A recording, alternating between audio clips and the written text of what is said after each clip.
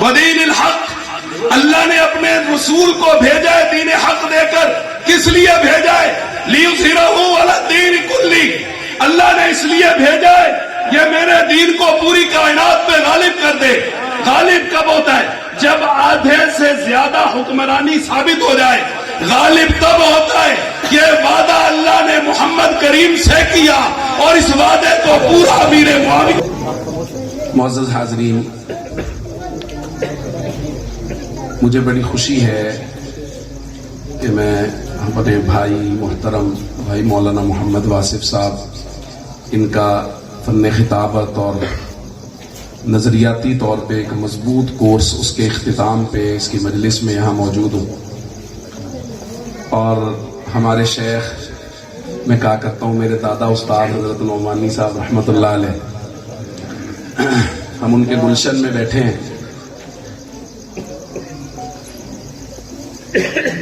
کل میں ایک جگہ بیٹھا تھا تو میں نے کہا کہ یورپ میں نا لوگ اس طرف آ رہے ہیں کہ کسی آپ بڑے ڈپارٹمنٹل سٹور میں چلے جاتے ہیں نا تو وہاں سبزی ایک شاپر پڑا ہوتا ہے، وہ کہتے ہیں یہ $1 کا ہے. اسی طرح کی سبزی کا ایک شاپر دوسرے ریک میں پڑا ہے تو وہ کہتے ہیں یہ $3 کا ہے. لوگ $3 والا اٹھا کے لے جاتے ہیں. تو میں نے کہا یار وہ کیوں لے جاتے ہیں؟ انہوں نے کہا وہ اس لیے لے جاتے ہیں کہ وہ آرگینک ہے. میں نے کہا آرگینک کا کیا مطلب ہوتا ہے؟ وہ کہتے ہیں آرگینک کا مطلب ہے اس کو سپرے نہیں لگی ہوئی، اس کو کھاد نہیں لگی ہوئی، وہ بالکل خالص ہے. کیا ہے بھائی؟ بالکل کیا ہے؟ مہنگا ہے، مہنگا ہے لیکن خالص ہے. اس کا مطلب یہ ہے کہ جو خالص چیز ہے اس کی قدر و قیمت زیادہ ہے. خالص چیز کی قدر و قیمت زیادہ ہے. لیکن مسئلہ یہ ہے کہ مارکیٹ میں ملاوٹ والی چیزیں اتنی ہو گئی ہیں کہ اب خالص چیز کا پتہ نہیں چلتا. اللہ نے اس گلشن کو یہ ترہ امتیاز دیا ہے کہ شروع سے لے کے آج تک جب سے یہ گلشن قائم ہوا ہے، مسئلہ صحابہ کی عزت کا ہو، اہل بیت کی عزت کا ہو، اکابر کی عزت کا ہو، حضرت نعمانی اور ان کا گلشن پہلی صف میں نظر آتا ہے. یہ خالص جگہ ہے. میں بہت مختصر وقت میں اپنی بات سمیٹنا چاہوں گا، اور چونکہ میں ایسی جگہ بیٹھا ہوں کہ جہاں مجھے نہیں لگتا کہ مجھے کوئی ایسی گفتگو کرنی چاہیے جو میری سمجھ میں بھی نہ آئے اور عوام کی سمجھ میں بھی نہ آئے. تو میں کوشش کروں گا کہ میں حضرت کے ہی فیض سے جو چیزیں میں نے حضرت کی کتابیں پڑھ کے اور حضرت کے اولاد سے جو کچھ سیکھا، میں اس کی روشنی میں کچھ چیزیں درخواست کروں. ہمارے معاشرے میں نا اختلاف بہت ہے. لوگ کہتے ہیں جی بڑے اختلاف ہیں، شیعہ سنی اختلاف، دیوبندی بریلوی اہل حدیث اختلاف. کدھر جائیں؟ دفعہ مارو، کسی دے پیچھے نہیں لگو، سب کو چھوڑو، جان چھڑاؤ. تو میں نے کہا بھائی دیکھو، آپ ڈاکٹر کے پاس جاتے ہیں، آپ ڈاکٹر کو چیک کرواتے ہیں، آپ بیمار ہیں. ایک ڈاکٹر کو آپ چیک کراتے ہیں، اس نے کہا آپ کو کورونا ہو گیا. دوسرے کو کروایا، اس نے کہا آپ کو نمونیا ہو گیا. تیسرے کو کہا چیک کرایا، اس نے کہا آپ کو ٹائیفائڈ ہو گیا. آپ کہتے ہیں دفعہ مارو، میں ڈاکٹراں دے پیچھے لگنا ہی نہیں. کیا ہوگا؟ نتیجہ یہ ہوگا کہ جسمانی طور پہ مر جائیں گے. نتیجہ یہ ہوگا کہ جسمانی طور پہ اگر ڈاکٹروں کے اختلاف کی وجہ سے کوئی آدمی علاج چھوڑنے کے لیے تیار، بولو بھئی، کوئی آدمی اپنا علاج چھوڑنے کے لیے تیار، وہ جس پہ شرح صدر ہو جاتا ہے اس سے اپنا علاج کروا لیتا ہے. اگر علاج نہیں کروائے گا جسمانی طور پہ مر جائے گا. بالکل ایسے ہی اگر آپس کے اختلافات کو دیکھ کے کوئی کہے میں دین کو چھوڑ دیتا ہوں، جس طرح ظاہری بیمار جسمانی طور پہ مر جائے گا، اختلافات کو دیکھ کے جو دین کو چھوڑے گا وہ روحانی طور پہ مر جائے گا. اس لیے اختلاف کی وجہ سے چھوڑا جا سکتا نہیں. سیانا کون ہے؟ سمجھدار وہ ہے جو اختلاف کی صورت میں دیکھے یار یہ اختلاف ختم کون کرے گا، کون کرے گا؟ کوئی اتھارٹی تو ہونی چاہیے نا جو اختلاف ختم کرے گی. گاؤں میں ہمارے یہاں اختلاف ہوتا ہے, کہندے کسے لائی کو لے جاؤ, میں راوی دا بندہ لائی کو لے جاؤ. لائی مطلب پنچایتی, دونوں طرف کی بات سنے گا, فیصلہ دے گا. یہ ہے معاملاتی معاشرتی اختلاف. اور جہاں دین کا اختلاف ہو اس کا فیصلہ دے گا اللہ اور اس کا رسول. اللہ فیصلہ دے گا, اللہ کا رسول فیصلہ دے گا. وہ بتائے گا صحیح کون ہے غلط کون ہے, کس کے پیچھے چلنا ہے کس کے پیچھے نہیں چلنا, کس کو اپنا مقتدی رہنما ماننا اور کس کو اپنا مقتدی رہنما نہیں ماننا. قرآن کہتا ہے وما آتاکم الرسول فخذوہ, جو نبی دے رہا ہے اس کو لے لو. وما نہاکم عنہ, اور جس سے نبی روک رہا ہے فانتہوا, سے رک جاؤ. نبی کہتا ہے اس کے پیچھے چلو تو اس کے پیچھے چلنا ہے, نبی کہتا ہے اس کے پیچھے نہ چلو تو اس کے پیچھے نہیں چلنا. اب امت میں جو اختلاف ہوا اس اختلاف میں کوشش کروں گا کہ درجہ بندی کے ساتھ ہم بات کو سمجھتے چلے آئیں. سب سے پہلی بات, نبی پاک صلی اللہ علیہ وسلم نے ارشاد فرمایا ان بنی اسرائیل تفرقت علی 72 ملہ, بنی اسرائیل 72 فرقوں میں بٹے. وتفترق امتی علی 73 ملہ, میری امت 73 فرقوں میں بٹے گی. کلہم فی النار, سب جہنم میں جائیں گے. الا ملۃ واحدہ, ایک جماعت ایک گروہ ایک پارٹی ایسی ہوگی جو جنت میں جانے والی ہوگی. صحابہ نے عرض کیا یا رسول اللہ یہ کون ہے؟ حضور نے فرمایا ما انا علیہ و اصحابی, وہ لوگ جو میرے طریقے پر ہیں اور جو میرے طریقے پر ہیں اور جو میرے طریقے پر ہیں اور میں 3 مرتبہ اس لیے کہہ رہا ہوں کہ اس کے بعد میں نے بات سمجھانی ہے. بات سمجھو, نبی نے کہا طریقہ وہ معتبر ہے جو میرا ہے اور میرے صحابہ کا ہے. اب اگر کوئی آدمی صحابہ کو اپنا مقتدی رہنما رہبر مانے گا تو وہ شخص تو جنت کا راستہ چل رہا ہے, اور جو شخص صحابہ کرام کو نہ صرف نہ مانے بلکہ کہے صحابہ اچھے نہیں تھے, صحابہ نبی کے بعد دین چھوڑ گئے تھے, تو سمجھ لو یہ صحابہ کا راستہ چھوڑ گیا ہے. اور صحابہ کا راستہ جنت کا راستہ ہے. جو صحابہ کا راستہ چھوڑے گا وہ جنت کا راستہ چھوڑے گا. چھوڑنے والے جہنم میں جائیں گے, صحابہ جنت میں جائیں گے. حضور نے فرمایا فَإِنَّهُ مَن يَعِشْ مِنكُم بَعْدِي فَسَيَرَىٰ اخْتِلَافًا كَثِيرًا. لوگ کہتے ہیں یار مولوی لڑتے کیوں ہیں؟ حضور نے فرمایا لڑیں گے, اختلاف ہوگا, اختلاف حسن کی شکل میں بھی ہوگا. فَسَيَرَىٰ اخْتِلَافًا كَثِيرًا, بہت زیادہ اختلاف ہوگا. یا رسول اللہ ہم کدھر جائیں؟ فرمایا فَعَلَيْكُمْ بِسُنَّتِي وَسُنَّتِ الْخُلَفَاءِ الرَّاشِدِينَ الْمَهْدِيِّينَ. اگر اختلاف دیکھو, اگر دیکھو لوگ ادھر ادھر جا رہے تو دیکھنا ہو کہ کون صحیح راستے پر کھڑا ہے, تو اس کے لیے ضابطہ سمجھ لو جو میرے خلفائے راشدین کے طریقے پر ہوگا وہ صحیح راستے پر ہوگا. جو ہٹا من شذ شذ فی النار, جو الگ ہوا وہ سیدھا جہنم کے گڑھے میں گرا. اس لیے کہ بات کو سمجھنا, یہ ضابطہ اس لیے ہے کہ محمد کریم صلی اللہ علیہ وسلم نے جس جماعت کی تربیت کی ہے اللہ نے اس جماعت کو معیار حق قرار دیا. پچھلے دنوں ایک بے وقوف نے کہا تھا اللہ اور اس کے رسول معیار حق ہیں, قرآن و حدیث معیار حق ہیں. یہ صحابہ معیار حق کیا ہوتا ہے؟ صحابہ معیار حق کیا ہوتا ہے؟ میں نے کہا بہت ساری جگہوں پہ اللہ نے کہا کہ میری اطاعت کرو, میرے رسول کی اطاعت کرو. کسی جگہ کہا میری اطاعت کرو, میرے رسول کی اتباع کرو. قل ان کنتم تحبون اللہ فاتبعونی, میرے پیچھے چلو. رسول اللہ کے پیچھے چلنے والا جنت کے راستے پہ چلنے والا ہے. جو قرآن کے پیچھے چلا وہ جنت کے راستے پہ چلنے والا ہے، جو محمد کریم کے فرمان کے پیچھے چلا وہ جنت کے راستے پہ چلنے والا ہے۔ میری بات کو سمجھنا، ایک موقع میں آپ کو ایسا دکھاتا ہوں جہاں قرآن کا ذکر بھی نہیں ہے، محمد کریم کے فرمان کا ذکر بھی نہیں ہے، لیکن اللہ نے قرآن میں کہا ہے ان کی اتباع کرو گے تو جنت مل جائے گی۔ قرآن کہتا ہے والسابقون الاولون من المہاجرین والانصار والذین اتبعوہم باحسان، وہ لوگ جنہوں نے ابتدا میں محمد کریم کا دامن پکڑا اور انہوں نے مشکلات میں بھی محمد کریم کا دامن نہیں چھوڑا۔ وَأُوذُوا فِي سَبِيلِي، وہ میرے راستے میں تکلیفیں دیے گئے، پریشان کیے گئے، دکھ دیے گئے، گھروں سے نکال دیے گئے، اخرجوا من دیارہم واموالہم، گھروں سے نکال دیے گئے، مال و دولت چھوڑ دیا۔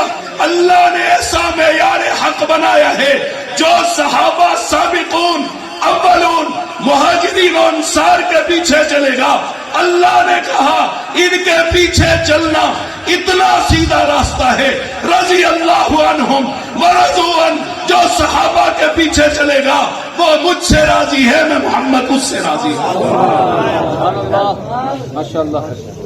اللہ نے کتاب و سنت کے پیچھے چلنے کا بھی حکم دیا، لیکن محمد کریم کی تربیت نے اپنے شاگردوں کو، جماعت صحابہ کو قرآن و سنت کے سانچے میں ایسا خوبصورت کر کے ڈھالا، ایسا بنایا، اور اللہ نے ان کو ایسا آزمایا۔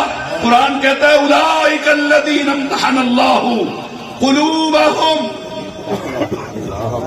میں کہا کرتا ہوں کسی مدرسے میں استاذ امتحان لینے آئے نا، کمزور طالب علم بھی کئی دفعہ زیادہ نمبر لے جاتا ہے، زیادہ سمجھدار طالب علم سے کئی دفعہ کمزور طالب علم بھی اچھے نمبر لے جاتا ہے، اس لیے کہ استاد کو پتہ نہیں ہوتا اس کو کہاں سے آتا ہے کہاں سے نہیں آتا، اس نے اس حساب سے سیکھا، اس نے اس حساب سے سنا، اس کو پتہ نہیں تھا۔ اب کبھی کمزور بھی فرسٹ پوزیشن پہ آ گیا۔ میں نے کہا کائنات میں سب سے مشکل امتحان جماعت صحابہ کا تھا، کیونکہ امتحان لینے والی ذات اللہ کی ہے، امتحان لیا دلوں کا جا رہا ہے، اور وہ علیم بذات الصدور ذات ہے، وہ تو دلوں کے بھیدوں کو جاننے والی ہے۔ اس کے باوجود بھی اللہ نے کہا اولئک الذین امتحن اللہ قلوبہم للتقوی، اور میں رب العالمین جو علیم بذات الصدور ہے، میں نے جماعت صحابہ کا امتحان لیا، اور میں رب العالمین کہتا ہوں کائنات میں جماعت من حیث الجماعت، انبیاء کے بعد جس کے سارے گناہ بخش دیے گئے ہیں وہ جماعت صحابہ۔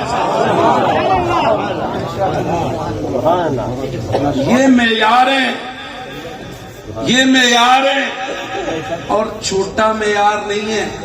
لوگ کہتے ہیں اچھا کاروباری بننا ہے تو فلاں جیسا بنو، پراپرٹی میں اچھا بزنس کرنا ہے تو ملک ریاض جیسا کرو۔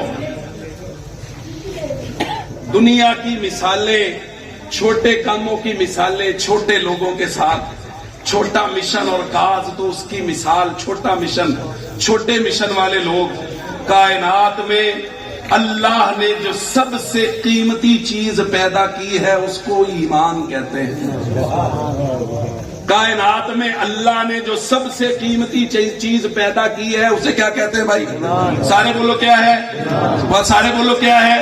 ان الدین عند اللہ الاسلام ومن یبتغی غیر الاسلام دینا فلن یقبل منہ۔ اللہ نے نبی پاک صلی اللہ علیہ وسلم کی زبان بابرکات سے ارشاد فرمایا کہ قیامت والے دن بہت سے لوگ اللہ کے دربار میں آئیں گے اور وہ اللہ سے کہیں گے اللہ زمین و آسمان بھر دیتے سونا اور چاندی سے، بطور فدیہ لے لیجئے اور ہمیں ایمان کی دولت دے دیجئے۔ اللہ کے نبی نے کہا قیامت والے دن زمین و آسمان کے خزانے، زمین و آسمان کا خلا بھر دے۔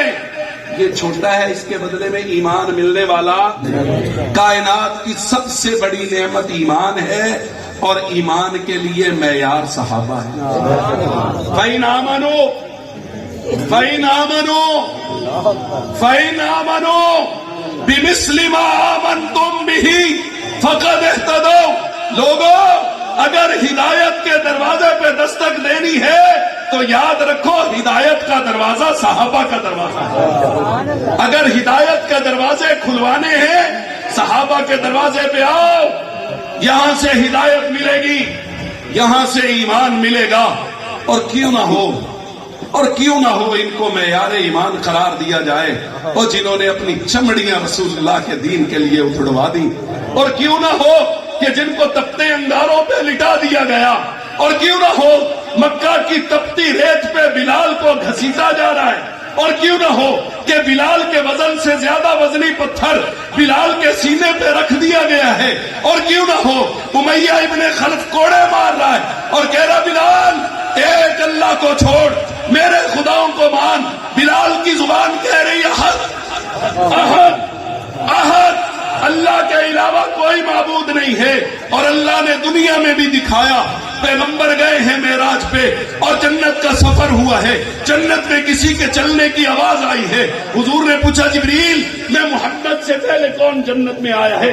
یا رسول اللہ آپ سے پہلے کوئی جنت میں نہیں آ سکتا. وہ یہ کون ہے, کس کی آواز آ رہی ہے؟ یا رسول اللہ آپ کا غلام بلال ہے. چل مکہ کی گلیوں میں رائے آواز جنت میں آ رہی ہے. نعرہ تکبیر, شان محمد مصطفیٰ, عظمت مصطفیٰ, مقام صحابہ, شان صحابہ, شان اہل بیت. نعرہ تکبیر. ان کے پیچھے چلو, ان کے پیچھے چلو. ایک بات طے ہو گئی, ایک بات طے ہو گئی, جو صحابہ کو نہیں مانتا اس کا ایمان نہیں ہے. کیونکہ ایمان تو وہی معتبر ہے جو کس کے جیسا ہے. بمثل ما آمنتم, جو صحابہ کو نہیں مانتا اس کا ایمان. اور جو ہے ہی بے ایمان, جو ہے ہی بے ایمان, جس کے ایمان کا اعتبار. اور ہمارے یہاں ہمارے علاقوں میں کہتے او چھڑو جی وہ تو ہے ہی بے ایمان, ان کی تو گل نہیں کوئی, وہ تو ہے ہی بے ایمان. جو ہو ہی بے ایمان وہ لاکھ آپ سے اخلاق سے ملتا رہے. میرے استاد علامہ علی شیر حیدری رحمت اللہ علیہ کہا کرتے تھے, انہوں نے کہا مجھے نہیں چاہیے وہ شخص جو ابو بکر کو محترم نہ مانے. وہ مجھے کہ حضرت آپ بڑے محترم ہیں, لعنت ایسے احترام پر اور ایسے احترام لینے والوں پر. جو صدیق کو محترم نہیں مانتا وہ کائنات میں کسی کو محترم نہیں مان سکتا. اور مسلوں پہ جا کے کھڑے ہونے والوں, اور صحابہ دشمنوں کی امامتیں کرانے والوں, جو ابو بکر کا نہیں ہوا وہ تیرا نہیں ہو سکتا. جو ابو بکر کا نہیں ہوا وہ تیرا نہیں ہو سکتا. اس لیے قبلے سیدھے کرو, قبلے سیدھے کرو. ایسا نہ ہو ابو بکر قیامت میں سب سے پکڑ کے نکال دے, یا رسول اللہ یہ میرے دشمنوں کے گھروں میں جا کے امامت کرایا کرتا تھا.